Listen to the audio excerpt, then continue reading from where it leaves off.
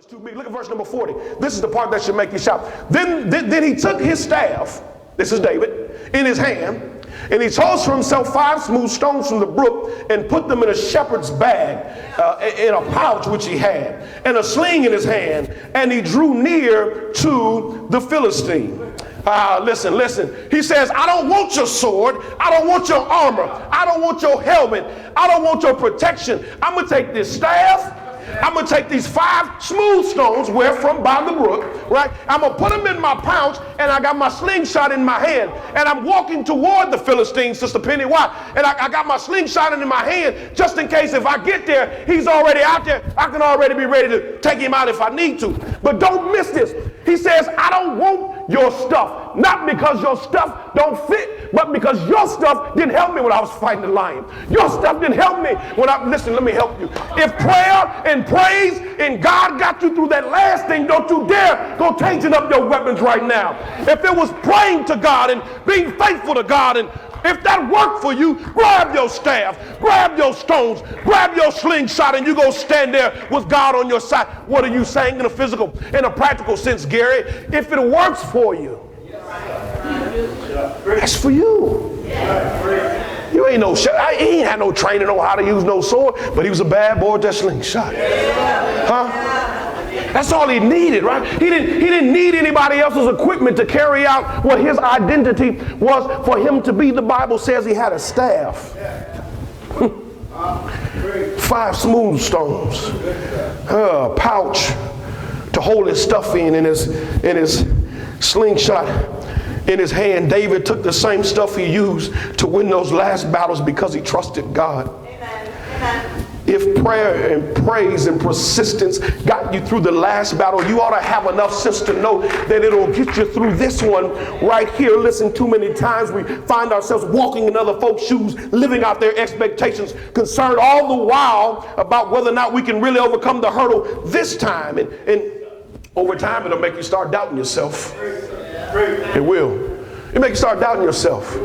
You walking into somebody else, you ain't even supposed to be in them, but you're doubting yourself. But the reality, church, is that while you're sitting and doubting yourself because of one person, there's a whole group of people worried about what's going to happen if you ever figured out what to do with your potential.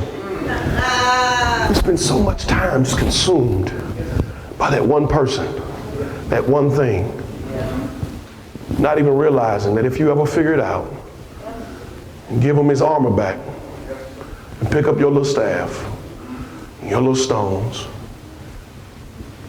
it's going to change the world. It's going to change your life. It's going to change your life. He picks up a staff and 5 smooth stones. You ever ask yourself why you need 5 stones, David? You only use one. Y'all, you know the story. Don't act like you don't know. You never really asked yourself that question? Staff. Staff is what he used as a shepherd to keep the, right? It's what he felt comfortable with. But the stones, they were 5 intentionally and smooth intentionally. You see, the Bible tells us that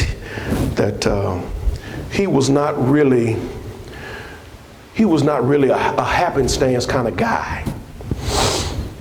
David did stuff on purpose. So the staff is what he's comfortable with, but the stones need to be smooth, because, Sister Bruce, a smooth stone has no ridges, has no edges, no breaks, no valleys, no peaks. So when I take you out with this stone, I don't want anybody to think it was the stone that killed you. Well, why 5? Well, 2 Samuel tells us that Goliath had 4 brothers that were giants that David's going to kill later on. So what I understand from this text is, I got 1 for you and 4 if your boys want some.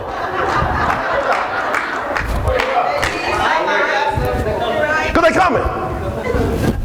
David is teaching us not only to go into the battle with the tools that we use to get through our last battle, but to go into battle smart. God never calls us to a reckless faith. A radical faith, yes, but never a reckless. Too many times we do stuff so we just, well, God said he would know, he has some sense.